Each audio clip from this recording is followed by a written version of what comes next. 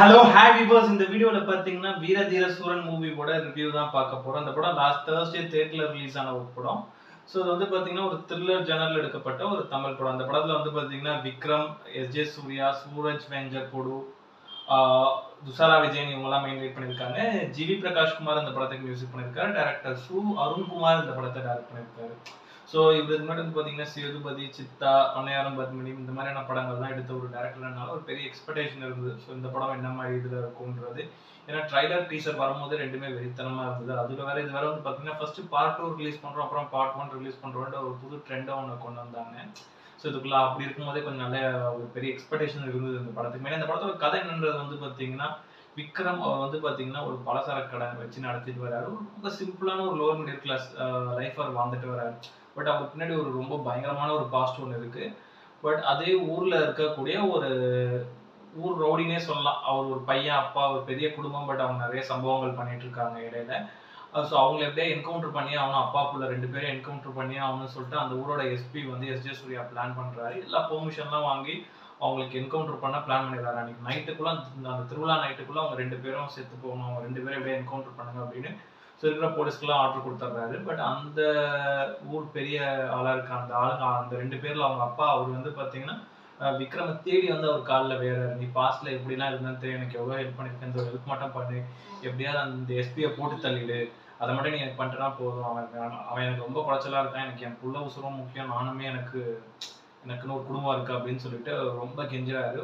ஒரு ஸ்டேஜுக்கு மேல அவரும் சரி பரவாயில்ல வேற வழியில இவ்வளவு காலில் வந்து கெஞ்சுறாங்களேன்னு சொல்லிட்டு விக்ரமும் அந்த ஹெல்ப்பை பண்ண போறாரு. ஃபைனலா இதுக்கப்புறம் என்ன ஆச்சு அப்படின்றத படத்தோட ஒரு கதை. இந்த படம் மொத்தமா வந்து பாத்தீங்கன்னா அது ஒரு நாள் நைட்ல நடக்கக்கூடிய ஒரு கதை தான் இது. மெயினாக இந்த படத்தில் வந்து பார்த்தீங்கன்னா விக்ரம் அவரோட ஆக்டிங் பிரமாதமாக இருக்குது. ஏன்னா அது ஒரு பாடி லாங்குவேஜாக இருக்கட்டும், அந்த கெட்டப், அந்த லுக்ஸ், இந்த 60 வயசுல அந்த ஃபிட்னஸ் அப்படி மெயின்டைன் பண்ணுறாரு. ஆக்டிங்கை பொறுத்த வரைக்கும் சரி, ஸ்டன் சீன்ஸ் எல்லாமே ரொம்ப பிரமாதமாக பண்ணியிருக்காரு படத்தில். ஒவ்வொரு ஸ்டன் சீனுமே அவ்வளோ தரமாக இருக்குது.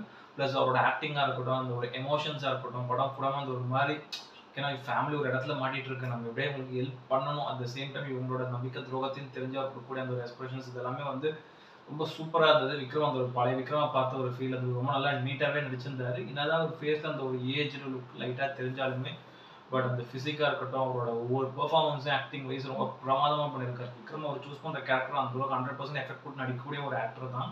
ஏன்னா அவர் வந்து ஒரு நல்ல பெர்ஃபார்மர் அப்படின்ற போது இந்த படத்துல அவரோட பெர்ஃபார்மன்ஸ், அவரோட ஆக்டிங் எல்லா இடத்துலையுமே ரொம்ப நல்லா சூப்பராக இருந்தது. அதே மாதிரி எஸ்.ஜே. சூர்யா அவர் இந்த படத்துல எஸ்பி, ஸோ அந்த ஊரோட ஒரு எஸ்பியா ஒரு ரோல் ஒன்று பண்ணியிருக்காரு. ஒரு நல்ல கேரக்டர் தான் அவர். பட் அவர் கேரக்டர் கொஞ்சம் ஸ்ட்ராங்காக எழுதிருக்கலாமோ அப்படின்றது தான் எனக்கு பட்டது பர்சனலாக. ஏன்னா ரொம்ப சிம்பிளாக ஒரு மாதிரி ஃப்ளாட்டாக அவரோட கேரக்டர் டேரக்டர் எழுதிட்டாரோ அப்படின்னு தான் தோணுச்சு. இன்னும் பெட்டராகவே ஒரு கேரக்டர் பண்ணிருக்கலாம்னு தோணுச்சு.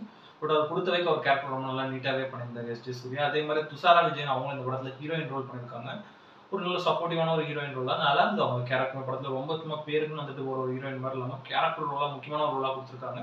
துஷாரா விஜயன் இப்போ ரீசெண்டாக நல்ல நல்ல ஸ்கிரிப்டை தான் சூஸ் பண்ணி நடிச்சிட்டு வராங்க. அவங்களுக்கு ஸ்கோப் இருந்தால் மட்டும்தான் அந்த படத்தை சூஸ் பண்ணுறாங்க. அப்படிங்கும்போது இந்த படம் அவங்களுக்கு ஒரு நல்ல ஒரு கேரக்டர் கொடுத்துருக்கு. ரொம்ப நல்லா நீட்டாகவும் அவங்க நடிச்சிருந்தாங்க இந்த படத்தில். அதே மாதிரி சூரஜ் வெஞ்சரமோடு அவர் இந்த படத்தில் வந்து பார்த்தீங்கன்னா முக்கியமான ஒரு ரோல் பண்ணியிருக்காரு. படத்தில் ஒரு நெகட்டிவ் சைட் ஆஃப் ஒரு கேரக்டர் தான்.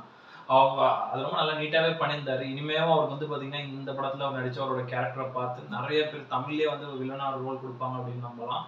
ஏன்னா அவர் வந்து வில்லனுக்கு ஏற்ற ஒரு கேரக்டர் தான் அவர். ஏன்னா அவரோட லுக்ஸாக இருக்கட்டும் எல்லாமே இருக்கட்டும். பட் ஆனால் அவர் மலையாளம் நிறைய படத்தில் ஹீரோவாக தான் நடிச்சிட்டு வந்தார். பட் ஆனால் ஒரு பக்கா வில்லன் மெட்டீரியல் அவர். இந்த ஓரளவு நல்ல வில்லனிசம் காட்டிருக்காரு.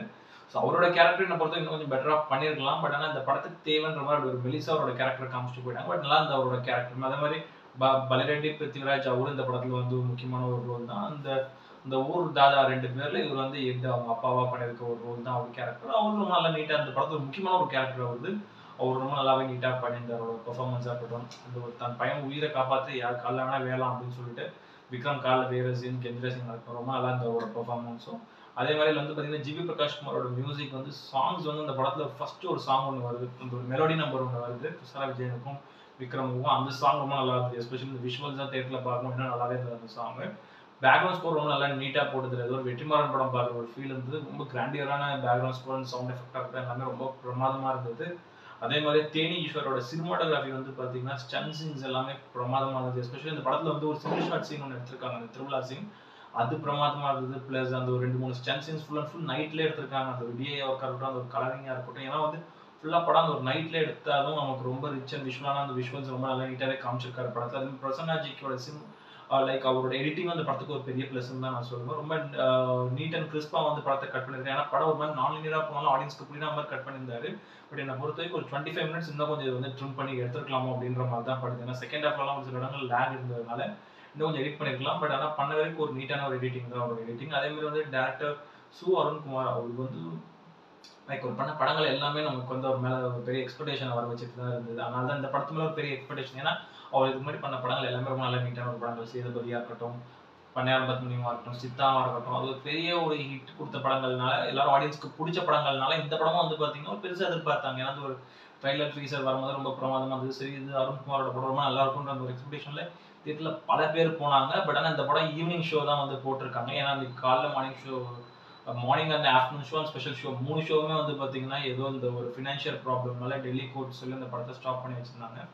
அதுவே எனக்கு ஒரு அநீதியாக தான் படுது அந்த படத்துக்கு. ஏன்னா இவ்வளோ கிட்ட வந்து இந்த மாதிரி பண்ணுறது அதுக்கு ப்ரொமோஷன் கொடுத்துருக்கலாம் அப்படின்ற மாதிரி தான் எனக்கு பட்டுது.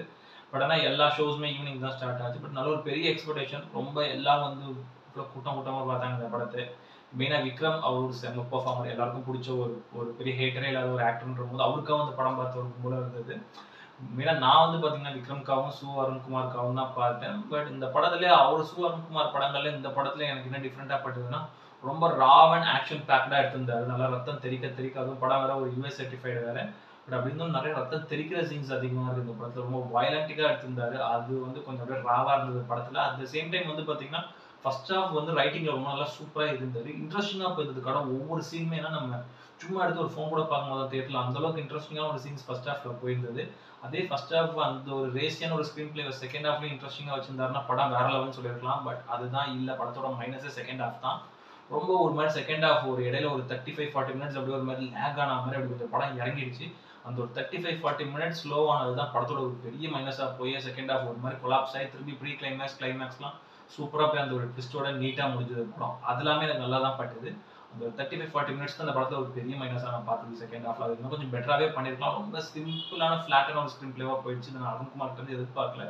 வேற லெவலில் பண்ணியிருப்பார் செகண்ட் ஹாஃப்லாம். அந்த பிளாட்லாம் ட்விஸ்ட் அண்ட் டர்ன்ஸோட இந்த இன்ட்ரெஸ்டிங்காக ரைட்டிங் பண்ணியிருப்பாரு அப்படின்னு தான் நான் எதிர்பார்த்தேன். அது அவர் பண்ணலை. அதுதான் ஒரு பெரிய மைனஸாக எனக்கு இந்த படத்தில் பட்டது. பட் ஆனால் அந்த ஒரு செகண்ட் ஹாஃப்ல கொஞ்சம் பெட்டராக பண்ணியிருந்தா வேற லெவல் படமே சொல்லிருக்கலாம். இப்போ ரொம்ப ஒரு பிலோ அவரேஜான ஒரு படமாக தான் போயிட்டு ரொம்ப ஒரு யூஸ்வல் கமர்ஷியல் படமாகவும். ப்ளஸ் இந்த படம் வந்து பார்க்க கொஞ்சம் பொறுமை உங்களுக்கு வேணும். ஏன்னா இது வந்து பார்த்தீங்கன்னா ஒரு மலையாள ஸ்டைல் பேட்டர்னில் ஒரு வெற்றிமாறன் ஸ்டைல் பேட்டர்ன்லேயே சொல்லலாம். அந்த மாதிரி பேட்டர்ல எடுக்கப்பட்ட படம் ரொம்ப ஸ்லோவாக தான் போகும் அந்த கதைக்குள்ள. பட் நீட்டாக போய் முடியும். அது வந்து எனக்கு அந்த மாதிரி படங்கள் நிறைய பார்த்து பழக்கன்றதுனால எனக்கு இந்த படம் ஓரளவுக்கு கொஞ்சம் சாட்டிஸ்ஃபேக்ஷனாக இருந்தது. அந்த ஒரு செகண்ட் ஹாஃப் கொஞ்சம் பெட்டராக பண்ணியிருந்தா. ஒரு காமன் கமர்ஷியல் ஆடியன்ஸாக பார்த்தீங்கன்னா இந்த படம் வந்து உங்களுக்கு சாட்டிஸ்ஃபை பண்ணுமான்னு கேட்டிங்கன்னா இல்லைன்னு தான் நான் சொல்லுவேன். எஸ்பெஷலி அந்த ஒரு 30-35 மினிட்ஸ் செகண்ட் ஹாஃப்ல கொஞ்சம் ரொம்ப பொறுமையை சோதிக்க இருக்கும். அங்கிட்ட கொஞ்சம் இன்ட்ரெஸ்டான ஸ்க்ரீன் பிளே போட்டிருந்தாங்கன்னா இன்னும் வேற லெவலே போயிருக்கும் இந்த படம். பட் ஆனால் இப்போ ரொம்ப ஒரு ஸோ எல்லா டைப் ஆஃப் ஒரு ஆடியன்ஸையும் ரொம்ப ஒரு ஆவரேஜாக இந்த படம் சாட்டிஸ்ஃபை பண்ணணும் அப்படின்னு தான் நான் சொல்லுவேன். ஸோ விக்ரமுக்கு அவர் நிறைய நல்ல படங்கள் வந்து ஸ்கிரிப்ட் சூஸ் பண்ணி நடிக்கலாம். பட் அவர் எதுக்கு இந்த மாதிரி கதைகளாக திரும்ப போய் வேறாருன்னு எனக்கு தெரியல. அப்படின்னா அவர் செம பெர்ஃபார்மர். அவர் இந்த படத்தில் அவ்வளோ ஹார்ட் ஒர்க் போட்டிருக்காரு. ஏன்னா அந்த ஒரு 58-60 வயசு வந்து பார்த்தீங்கன்னா அந்த ஒரு 6 பேக்ஸோட அந்த போலீஸ் ஸ்டேஷன் வந்து ட்ரௌசரோட வரக்கூடிய ஒரு சீன் ஒன்று இருக்கும். அது செம்மையாக இருக்கும். அவ்வளோ ஃபிசிக்கலாக அப்படி மெயின்டைன் பண்ணுறாரு மனுஷன். அப்படி இருக்கும்போது வந்து பார்த்தீங்கன்னா எதுக்கு இந்த மாதிரி ஒரு ஸ்கிரிப்ட்ஸ் எடுத்து பண்ணிட்டு இருக்காரு அப்படின்றது தெரியல. பாப்போம் இதுக்கு அடுத்து நிறைய நல்ல ஸ்கிரிப்ட்ஸ் பண்ணுவாரு நம்பலாம். பட் இதுவே பார்ட் 2 தான். ஸோ இவர் எப்படி உருவானார் அப்படின்றதுக்கு அந்த ஒரு பார்ட் 1 கதை ஒன்று இருக்காது. இதுக்கப்புறம் வரும் அப்படின்னு சொல்றாங்க. பாப்போம். பட் ஆனால் ஓவராலாக வந்து பார்த்தீங்கன்னா ஒரு டெக்னிக்கலி ஒரு பக்கமான ஒரு சவுண்டான ஒரு ஃபிலிம் பிளஸ் எல்லா பெர்ஃபார்மன்ஸுமே ஆர்டிஸ்ட் எல்லாமே ரொம்ப நல்லா நீட்டாக நடிச்சிருந்தாலும் அந்த ஒரு ரைட்டிங்ல கொஞ்சம் ஒரு புவரா செகண்ட் ஹாஃப் போனதுனால படம் மொத்தமாக சொதப்பி போச்சு. வர படங்கள் எல்லாமே ஏதோ ஒரு ஆஃப் பிரச்சனை இல்லாமல் வர மாட்டேங்குது தமிழ் படங்கள்.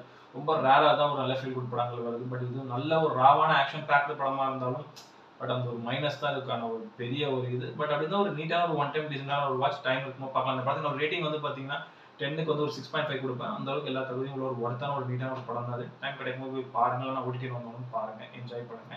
இந்த வீடியோ பிடிச்சிருந்ததுன்னா லைக் பண்ணுங்க, கமெண்ட் பண்ணுங்க, ஷேர் பண்ணுங்க, இந்த சேனல் சப்ஸ்கிரைப் பண்ணுங்க. இந்த வீடியோட லிங்க் உங்க ஃப்ரெண்ட்ஸ் எல்லாருக்கும் ஷேர் பண்ணுங்க. வேற ஒரு நல்ல வீடியோல மீட் பண்ணலாம். ஓகே ஃப்ரெண்ட்ஸ், தேங்க்யூ, பாய்.